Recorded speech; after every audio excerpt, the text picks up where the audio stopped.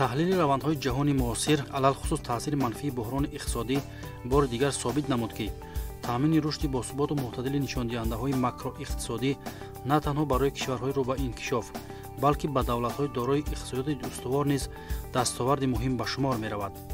ҳукумати ҷумҳурии Тоҷикистон сарфи назар аз таъсири номатлуби буҳрони иқтисодии ҷаҳонӣ тавонист на танҳо барои баланд бардоштани сатҳи иҷтимоии аҳолӣ маблағҳоро афзун намояд, балки дар роҳи расидан ба ҳадафҳои стратегӣ низ қадамҳои устувор гузорад. бояд гуфт ки рушди соҳаҳои гуногуни иқтисодиву иҷтимоии кишвар ва минтақаҳои алоҳида дар асоси стратегияву барномаҳои қабулшуда заминаи рушди иқтисоди миллиро ташкил медиҳад ва татбиқи самараноки санадҳои зикргарида иҷрои ҳадафҳои афзалиятнокро таъмин хоҳад кард. ҳамчунин сиёсати давлат дар самти баландбардоштани сатҳу сифати зиндагии мардум ҳамчун омили асосии рушд мунтазам амалӣ мегарданд. кормандони сарраёсати молияи вилояти Хатлон вобаста ба ҷалби пурраи манбаъҳои даромад, пардохти музди меҳнати кормандони буҷетӣ, истифодаи самараноки маблағҳо, шаффофияти хароҷоти онҳо, пешрафти бахшҳои воқеии иқтисодиёт ва дар маҷмӯъ рушди муназзаму устувори иқтисодиёти мамлакат ки аз паёми президенти ҷумҳурии Тоҷикистон муҳтарам Эмомалӣ Раҳмон аз 23 декабри соли 2022 ва маҷлиси васеъи ҳукумати ҷумҳурии Тоҷикистон бармеояд, тадбирҳои зарурию саривақтиро тарҳрезӣ намуданд. бояд гуфт ки чун солҳои қаблӣ қисми зиёди маблағҳо дар буҷети давлатӣ дар соли 2023 ба соҳаҳои иҷтимоӣ равона карда шуданд. мувофиқи иттилои роҳбарияти сарраёсати молияи вилояти Хатлон, 87% маблағҳо дар вилоят ба соҳаҳои иҷтимоӣ пешбинӣ гардиданд. طبق دستور سپارش‌های اساسگذار صلح و وحدت ملی، پیشوای معظم ملت پرزیدنت جمهوری تاجیکستان محترم امامعلی رحمان و با مقصد اجرای قانون جمهوری تاجیکستان درباره بودجه دولتی جمهوری تاجیکستان برای سال 2022 کارمندان سرریاست مالیه ولایت و زیرتابع آن برای اجرای نقشه قسمی درآمدی بودجه کارهای معین را به سامان رساندند. با نظر داشت مبلغ‌های درآمدی خودی در سال 2022 1 میلیارد و 180 میلیون پیش بینی شده بود. با جای مبلغ پیش بینی شده در اصل 1 میلیارد و 656 میلیون مبلغ به بودجه محلی ولایت وارد گردید. اساساً مبلغ‌ها به ساحه‌های اجتماعی، به ساحه معارف، تندرستی، فرهنگ و اجتماعی روانه کردند. در نوبت خود کارمندان سرریاستی مالیه ولایت و ریاست‌های مالیه شهر نوآیا با مقصد اجرای دستور سپارش‌ها تمام چاره‌ها را راه‌اندازی نموده برای مقصدناک و ثمرناک استفاده بردن مبلغ‌های بودجتی و راه دادن به خراجات‌های افزایش نداشته تمام چاره‌های مشخص را می‌اندازند. البته همه ساعت ما را وظیفه دار می‌کند که ما برای دریافت منبع‌های علاوه‌ای بودجه تمام چاره‌ها را اندیشیم. در این زمینه کارمندان ریاست مالیه ولایت و شهر نوآیا با ناظرات انداز شهر نوآیا در یکجایی برای دریافت کردن منبع‌های علاوه‌ای با تشکیلات و مؤسسه‌های بودجتی کارهای معین را انجام می‌دهند. کارمندان سرریاستی مالیه ولایت خطلان در سمت تطبیق ثمرناک اصلاحات دایر به نظام اداره‌کنی مالیه دولتی، بلند برداشتن سطح کسبیت، ثمرناک و مقصدناک استفاده بردن مبلغ‌های بودجتی، استفاده تکنولوژی معاصر در روند کاری ساحه، نقشه چاره‌بین‌های مهم را عملی می‌نمایند. در نتیجه چاره‌اندیشی‌های تأخیرناپذیر با 1 ژانویه سال 2023 در حدود ولایت قرض مزد مهنت وجود ندارد. همه تشکیلات و مؤسسه‌هایی که از تابع بودجه محلی مبلغ‌گذار میشن پول را به مزد مهنت تامین کرده شدند. اینچنین قرض فوند حفظ اجتماعی با مقدار 32 میلیون نسبت به سال 2021 کم کرده شد. یکی از وظیفه‌های اساسی مسئولین ساحه مالیه شهر و ناحیه‌های ولایت خطلان این تامین قسمی درآمد بودجه محلی میباشد و در این سمت کارهای نظررس راه‌اندازی میشوند. سال 2022 در ناحیه عبدالرحمن جامی ولایت خطلان بیش از 97% مبلغ‌های بودجه محلی به ساحه‌های اجتماعی روانه گردیده مزد مهنت سری وقت پرداخت کرده شده است. در بودجه محلی ناحیه عبدالرحمن جامی در سال 2022 مزد مهنت ساحه‌های بودجتی پورا پرداخت گردیده با 1 ژانویه سال 2023 قرضداری به میان نیامده است. پورا مبلغ گذاری کرده است. در سال 2022 پورا برطرف شد. تا 2020 مشکلی خیلی زیاد بود در ساحه اجتماعی، در ساحه معارف، تندرستی. این ساحه بودجتی تماما مشکلی زیاد بود که از حساب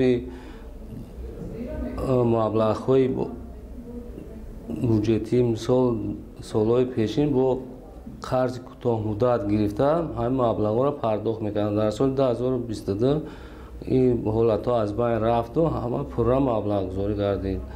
در ساحه اقتصادیات باشد، در کشاورزی هم پورا مبلغ گذاری گردیده است.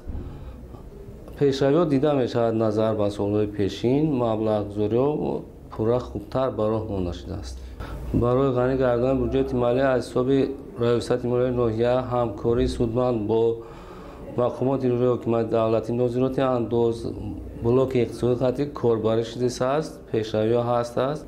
در آینده با کوشش می‌کنیم که بهتر و خوبتر برای مونیم. در سال 2022 اندازه از درآمد شخصانی واقعی، اندازه درآمد شخصانی حقوقی، اندازه ارزش لغو شده داخلی، نظام مخصوصی ساده کرده شده، اندازه از نقلیات، اموال مال و ملک همه پورا پرداخت شده است.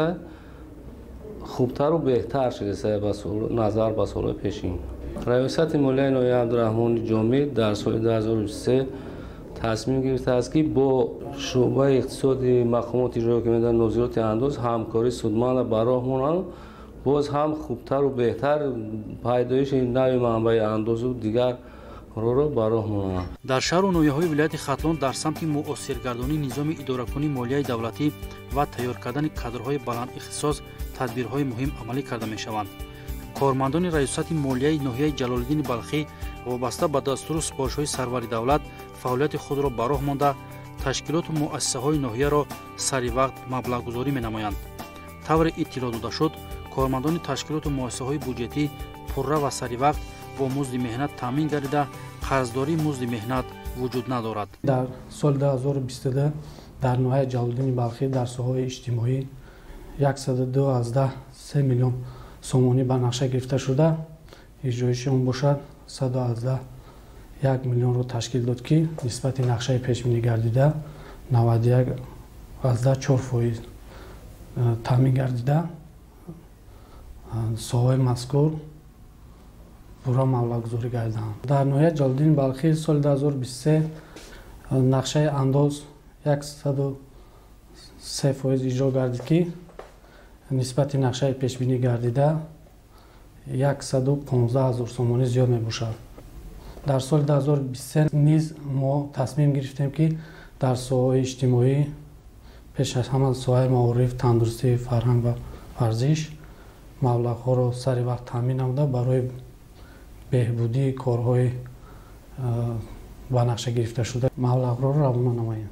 راهبریت دولت و حکومت مملکت سالهای اخیر همه ذخیره و امکاناتها را برای رشد اقتصادی و اجتماعی، وارد نمودن تکنولوژی حاضرزمان، فراهم آوردن فضای مساعد برای صاحبکاری و سرمایه‌گذاری و رشد بخش خصوصی سفربر نموده است.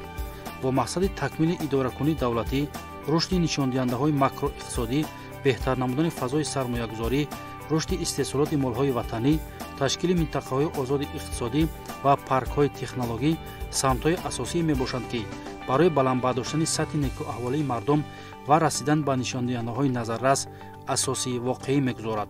در ناحیه دوستی وابسته به مقصدناک استفاده بودن مبلغ‌های بودجتی، دریافت سرچشمه‌های نوی مبلغ‌گذاری، تأسیس کارخانه‌های صنعتی، فراهم آوردن جای‌های کاری دائمی، چاره‌های ضروری اندیشیده می‌شوند. ریاست مالیه ناحیه دوستی در یکجایی با نظارت انداز و مقامات اجرایی حکومت دولتی ناحیه کوشش می‌نمایند که کارمندان تشکیلات و مؤسسه‌های بودجتی سری وقت با مزد مهنت تامین کرده شوند. ریاست مالیه ناحیه دوستی پیش از همه در اساس دستور و سپارش‌های اساس‌های اصول حالت ملی و در اساس پیام پرزیدنت جمهوری اسلامی به مجلس عالی یک قطار کارهای سازندگی و آبادکاری را در سمت مالیه به انجام رسانده است.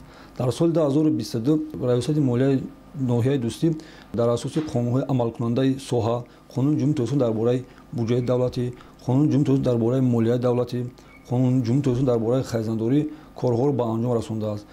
قسم درآمد بودجه محلی در سال 2022 با تغییر الوه‌هایش 41 میلیون 474 هزار سوم در بر گرفته، اجرایش آن باشد با 42 میلیون 200 هزار 771 رسید که نسبت به نقشه پیش بینی شده 726 هزار سوم زیاد بشه، یا اینکه 102% نقشه رو در بر میگیرد. از 8 نمود انداز سرچشمه‌های بودجتی همگی با پورگی اجرا کرده شد. مبلغ‌های مقصدناکی که از حساب بودجت جمهوری برای سال 2023 به ما نقشه پیشنهاد کرده شده است با پورگی اجرا کرده شد.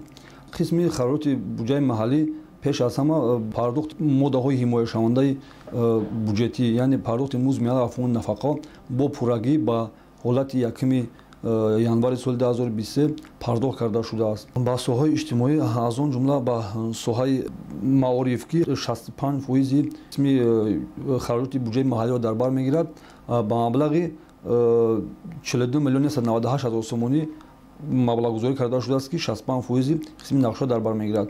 аз он ҷумла таъмин намудани маводҳои доруворӣ, хӯрокворӣ, таъмири капиталӣ, харидорӣ намудани ангишсан, гузарондани мавсими зимистон-гузаронӣ, ба ҳамин соҳаҳо нисбат ба солҳои қаблӣ маблағгузорӣ бештар таваҷҷӯҳ гузар шудааст. ва соҳаи тандурустӣ бошад, дар соли 2023 ба маблағи 15 миллион 180 ҳазор сомонӣ, яъне 99% қисми нақшаҳо дар бар мегирад ки ба ин соҳа низ таваҷҷӯҳи зиёд нигаронида шудааст ва маблағҳои маводҳои доруворӣ, таъмир, хӯрокворӣ ва пеш аз ҳама пардохти музди меҳнат дар ҳамин сам бо пуррагӣ равона карда шудааст. ва барои харидорӣ намудани мизу курсӣ, барномаи компютеркунонии соҳаи маориф бо пуррагӣ ба роҳ монда шудааст дар соли 2022 ва мо дар соли 2023 бо ҳам ният дорем ки ба ҳамин соҳаҳо маблағгузории хуб ба роҳ монда шавад. масъулини раёсати молияи ноҳияҳои кушониён ва ҷайҳун доир ба истифодаи самараноки маблағҳои буҷетӣ, роҳандозӣ кардани технологияи муосиру пешрафта дар раванди кори соҳа, омода намудани кадрҳои баландихтисос ва дигар масъалаҳои муҳими соҳа фаъолияти худро ба роҳ монда дар давоми соли 2022 ба нишондиҳандаҳои назаррас ноил гардиданд. дар соли 2022 ба соҳаҳои иҷтимоии ноҳия қариб 80% маблағҳои буҷет равона карда шудааст. аз ҷумла ба соҳаи маориф 85%, ба соҳаи тандурустӣ 43% равона гардидааст. дар соли 2023 барои таъмини иҷрои буҷет дар самти мақсаднок истифодабарии маблағҳои буҷетӣ як қатор корҳои фаҳмондадиҳӣ дар байни муассисаҳои буҷетӣ гузаронида шудааст. ҳукумати ҷумҳурии тоҷикистон дар асоси барномаҳои қабулгарда барои баландбардоштани музди меҳнати кормандони соҳаҳои буҷетӣ ва нафақа дар солҳои соҳибистиқлолӣ тадбирҳои муҳиму саривақтиро амалӣ менамояд. ҷумҳурии тоҷикистон ҷиҳати таҳкими суботи иқтисодиву иҷтимоӣ дар шароити афзалияти муносибатҳои нави иқтисодӣ ислоҳоти амиқро пайгирона амалӣ менамояд. ҳукумати мамлакат дар даврони истиқлолият ислоҳоти ҷиддии сохториро дар самтҳо ва соҳаҳои ҳаётан муҳими давлат ба монанди идоракунӣ, молия, бонкдорӣ, бахшҳои воқеии иқтисодиёт оғоз намуда, бо қабул ва татбиқи як силсила барномаҳои рушди иҷтимоию иқтисодӣ ва андешидани тадбирҳои судманд ба татбиқи нақшаҳои азими рушд заминаи мустаҳкам гузошт.